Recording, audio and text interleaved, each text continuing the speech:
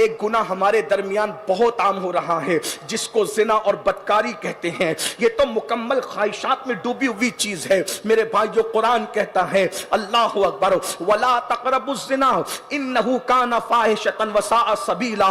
زنا کے قریب بھی مت جاؤ, زنا کے قریب بھی مت جاؤ, یہ بہت برا راستہ ہے, یہ بہت برا راستہ, یہ فحش ہے, یہ برا راستہ ہے. اللہ اکبر.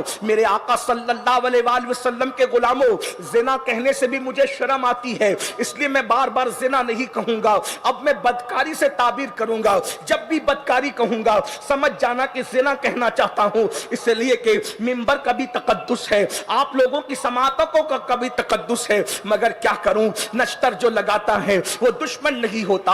16 17 سال کے بچے اور بچیاں آنکھ بند کر کے گندی فلموں کی وجہ سے, ناولوں کی وجہ سے, عشقیہ داستانوں کو سننے کی وجہ سے آنکھ بند کر کے اس رستے پر جا رہے ہیں.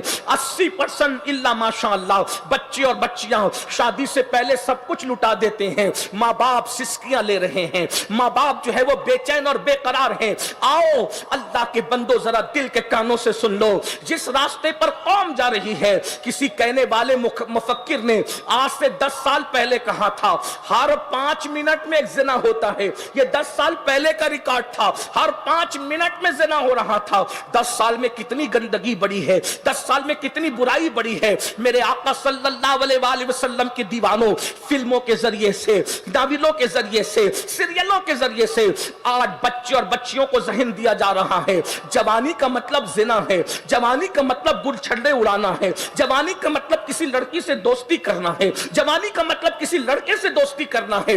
جس جوانی میں لڑکی نہیں ہے وہ لڑکے نامرد ہیں, وہ لڑکے جو ہے بیکورڈ ہیں, وہ لڑکے جو ہے دقیانوسی خیال کی فکر کے حامل ہیں.